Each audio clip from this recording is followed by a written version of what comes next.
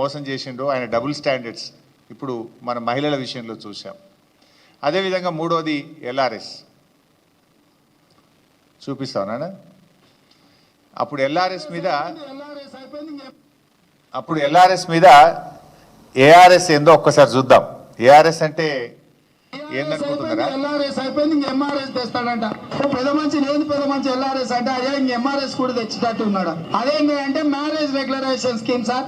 వాళ్ళ రక్తాన్ని పీల్చాలనేటువంటి ఆలోచనతో రాష్ట్ర ప్రభుత్వం ఉంది. వీలైతే అసలు కట్టబాకండి. ఇబ్బడి ముబ్బడిగా మీరు తీసుకొచ్చిన అప్పులన్నింటినీ కట్టడానికి ఆ అప్పుల భారం ఈ రోజు ప్రజల మీద వేస్తా ఉన్నారు. ఈ రకంగా ఎల్ఆర్ఎస్ సబ్జెక్ట్ కూడా ఉంది. ఈ ఎల్ఆర్ఎస్ సబ్జెక్ట్ కి సంబంధించింది దానకిషోర్ గారు మీ అందరితో మాట్లాడారు, మేడం గారు కూడా మాట్లాడారు అనుకుంటాను, సిఎస్ గారు. దీన్ని కూడా మనం చాలా రషప్ చేసి ఏదైతే షార్ట్ ఫాల్ అప్లికేషన్స్ అన్నీ కూడా వాళ్ళు మళ్ళీ అప్లోడ్ చేయడానికి మళ్ళీ మన వాళ్ళు నోటిఫికేషన్ ఏదో ఇచ్చినట్టు మీకు షెడ్యూల్ ఏదో ఇచ్చినట్లున్నారు.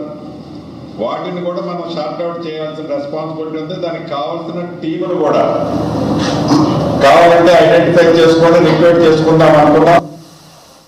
సో ఎల్ఆర్ఎస్ మీద ఏఆర్ఎస్ ఏందో చూశారు. ఎల్ఆర్ఎస్ అంటే ల్యాండ్ రెగ్యులరైజేషన్ స్కీమ్, మరి ఏఆర్ఎస్ అంటే యనమల రేవంత్ రెడ్డి స్కీమ్.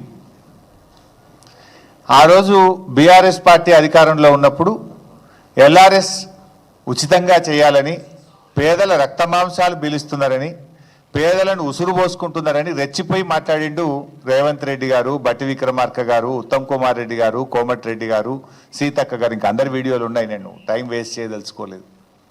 కానీ ఇవాళ ఏమంటున్నారు? డబ్బు కట్టాల్సిందేనట. ఇప్పుడు 15,000 కోట్ల రూపాయల డబ్బు కట్టండి అని అధికారులకు ఛార్జ్ మెమోలు ఇస్తున్నారు. ఏమైంది? ప్రజల దగ్గర డబ్బు కట్టిస్తలేరు.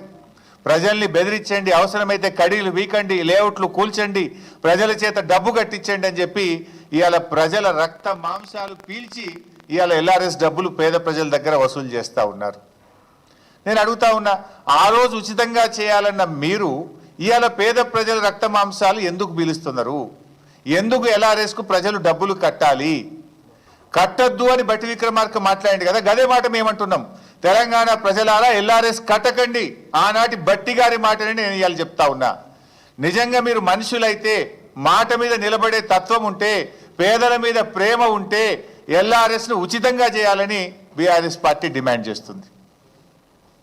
నాలుగోది నిరుద్యోగులు. ఇందులో అయితే త్రిబుల్ స్టాండర్డ్గా, డబుల్ స్టాండర్డ్ కాదు, మనోడు త్రిబుల్ స్టాండర్డ్. ఇది కూడా ఒక్కసారి చూద్దాం. త్రిబుల్ స్టాండర్డ్ అది ప్రతిపక్ష నాయకుడిగా ఆయన పెట్టిన ట్వీట్, అపోజిషన్ లో పెట్టినప్పుడు ట్వీట్, ముఖ్యమంత్రి అయిన తర్వాత మాట్లాడింది. ఒకసారి చదువు రాని వాళ్ళను ఇవాళ ప్రభుత్వం పరీక్షలు వేయాలంటారు, గ్రూప్ 1 పరీక్షలు వాయిదాలు వేయాలంటారు.